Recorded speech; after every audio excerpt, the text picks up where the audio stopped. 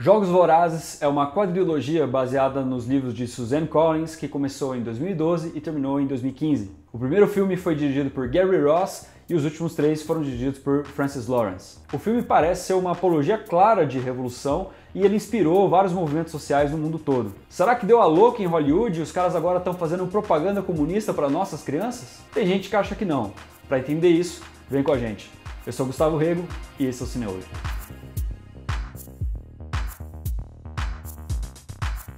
Como você pode perceber, a pegada desse canal aqui é discutir questões sociais a partir dos filmes. Se você gosta dessa ideia, já se inscreve para não perder nenhum conteúdo novo. Além disso, você me ajuda bastante, beleza? Obrigado. Bom, bora lá para a sinopse, mas eu já aviso que nesse vídeo aqui vão ter spoilers sobre Jogos Vorazes.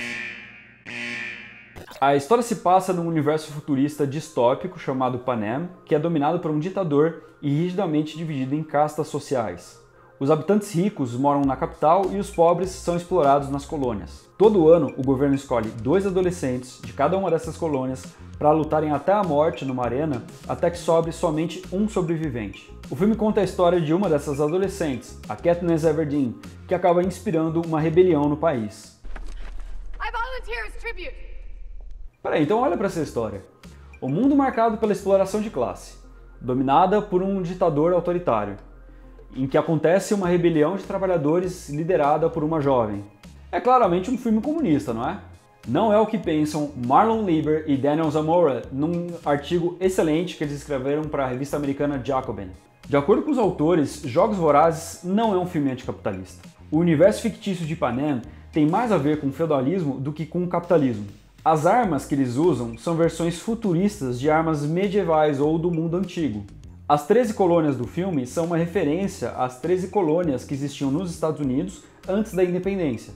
As roupas usadas pela aristocracia de Panem é uma referência às roupas usadas pelos nobres franceses antes da Revolução Francesa. Sem falar que os trabalhadores no filme não são explorados por um regime de trabalho assalariado, como no capitalismo, mas eles devem tributos à capital, o que é basicamente a forma como os senhores feudais exploravam os servos na Idade Média. Meu mundo foi quebrado.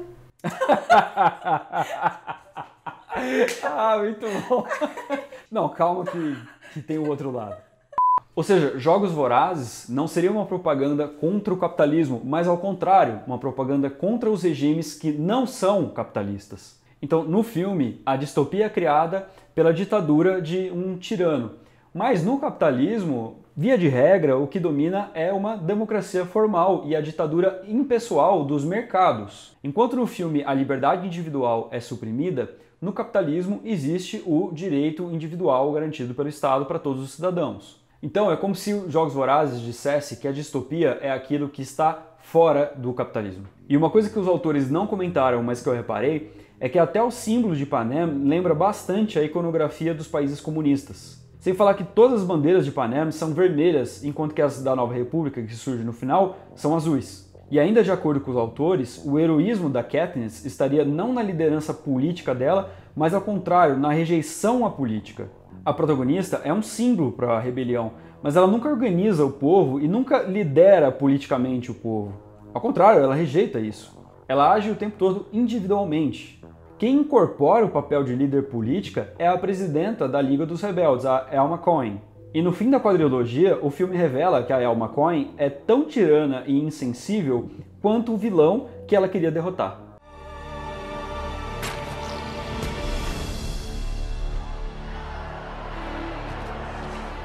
Eu acho muito interessante essa interpretação, mas eu acho que ela deixa escapar alguns elementos do filme que são sim críticos ao liberalismo. O canal Just Right fez um vídeo apontando como no último filme da quadrilogia, a Katniss enfrenta vários desafios para, no fim das contas, a revolução acontecer pelas mãos da resistência organizada dos rebeldes. Isso pode causar um estranhamento a princípio.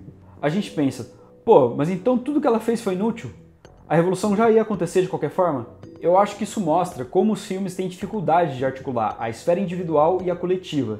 Mas não deixa de ser interessante que Jogos Vorazes faça o oposto do que costumam fazer outras narrativas ficcionais de revolução.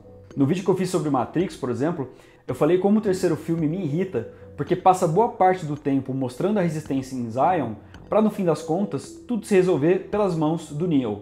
De acordo com Just Right, isso seria proposital, seria uma forma dos Jogos Vorazes defender que a organização coletiva importa mais que o talento do indivíduo. Palace guards, they had kids in there too. It's over after that.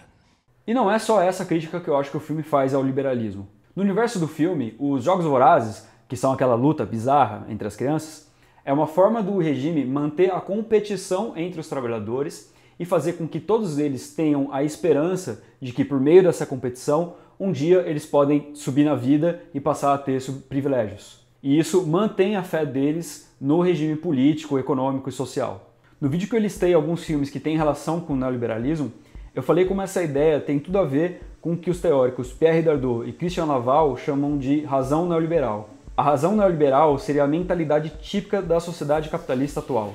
Ela se caracteriza pela aplicação do pensamento de mercado a qualquer esfera da vida. E qual é o pensamento do mercado? O da concorrência individual. Então, em todos os âmbitos da nossa vida, a gente está nessa busca insana por vencer os outros. E por acreditar que um dia a gente pode vencer e se tornar melhor que os outros, a gente se mantém atrelado ao regime. O governo de Panem joga com essa meritocracia. Ele pega pessoas que vieram das colônias, ou seja, que vieram da pobreza, e mostra como elas chegaram a ter uma vida de luxo pelo esforço e pelo talento. É como se estivesse dizendo, olha, tá vendo? Um dia você também pode chegar aqui. É como disse a Luana Alves no vídeo que a gente fez sobre o racismo no Oscar, ali ela estava citando o professor Silvio Almeida. Quando uma pessoa oprimida chega a uma posição de poder e sem questionar aquela estrutura de poder, sem que essa estrutura de poder sofra qualquer abalo, isso contribui muito mais para legitimar a estrutura de poder do que para derrubá-la. Seneca, why do you think we have a winner? I mean, if we just wanted to intimidate the districts, why not round up 24 of them at random and execute them all at once? Hope. Hope. Hope. It is the only thing stronger than fear. Bom, mas como será que o público em geral interpretou Jogos Vorazes? Será que isso pode ajudar a gente a entender o sentido ideológico do filme? Recentemente aconteceram protestos contra ditaduras na Ásia, em que as pessoas fizeram referência direta a Jogos Vorazes. Na Tailândia, Myanmar e Hong Kong, os manifestantes faziam o gesto dos 3 dedos para cima, igual os rebeldes em Jogos Vorazes. O governo da Tailândia chegou a proibir que as pessoas fizessem o gesto em público, igualzinho o que faz o governo do filme. E também não faltaram pessoas que relacionassem a rebelião em Panem aos protestos da população negra dos Estados Unidos contra a brutalidade policial.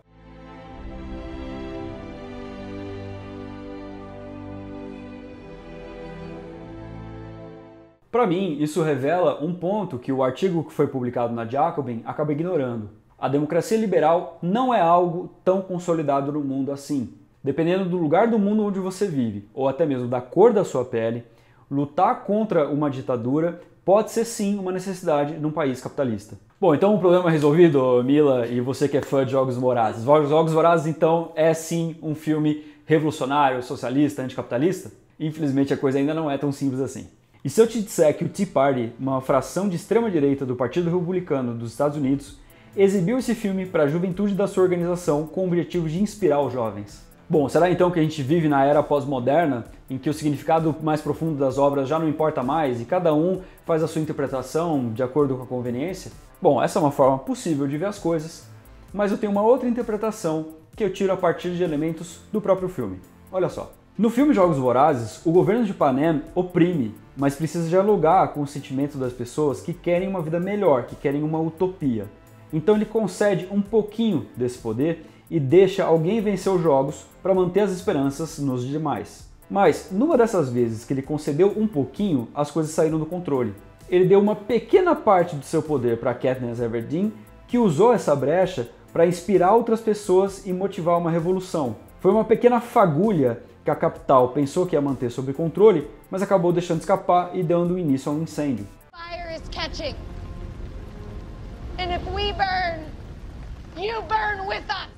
Muito bem, os produtos da indústria cultural, os filmes, por exemplo os Jogos Vorazes, podem ter esse efeito. Elas são peças que, de maneira geral, mantêm as esperanças do público no regime que a gente vive. Mas, para isso, elas precisam conceder um pouco para o nosso desejo de transformação da realidade. Ao fazer isso, elas podem inspirar, sem querer, as pessoas a fazer um pouco mais do que só essa brecha. Ou seja, o filme Jogos Vorazes pode inspirar os jovens a fazer a revolução, assim como a Katniss Everdeen inspirou o povo de Panem nos Jogos Vorazes, com letra minúscula, ou seja, os Jogos Vorazes do universo do filme. Assim como não dá para esquecer que os jogos ali de Panem foram criados justamente para que os jovens parassem de querer revolucionar e concentrassem toda a sua energia agressiva uns contra os outros. Você pode ver assim também, que o filme Jogos Vorazes está distorcendo o desejo dos jovens por uma revolução e fazendo com que eles lutem a favor do capitalismo e não contra o capitalismo. No fim das contas, eu acho que existe uma luta política em torno do sentido de uma obra como essa.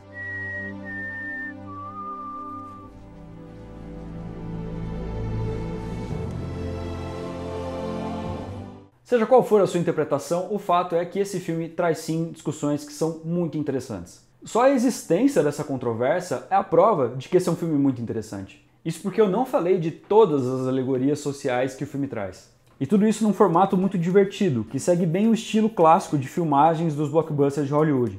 Eu nem tenho muita coisa a dizer da estética do filme, porque realmente ele é bem clássico, mas funciona muito bem.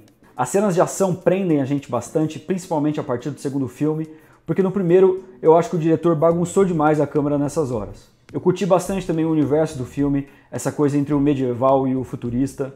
Pra mim, num filme de fantasia, a direção de arte é uma das coisas mais importantes, justamente para fazer a gente embarcar naquele universo fictício. E isso foi feito de uma forma muito interessante aqui. E outra coisa legal é que esse foi um filme claramente dirigido para o público adolescente. Não quer dizer que os adultos não possam se divertir, mas quer dizer que essa pode ser uma oportunidade para trazer discussões que são super interessantes para fazer com um público mais jovem. E aí, pessoal, me digam então agora o que é que vocês acham. Vocês acham que Jogos Vorazes é uma apologia da revolução ou, ao contrário, é um filme conservador? Não esqueçam também de ver o primeiro vídeo que eu fiz aqui no canal sobre Vingadores e Rei Leão, que eu trato de um assunto um pouco parecido com esse que eu falei hoje. Se você gostou do vídeo, não esquece de apertar o joinha aqui embaixo e de compartilhar ele com os seus amigos, beleza? Fico muito agradecido, gente. Esse foi mais um Cineolho, analisando filmes, interpretando o mundo.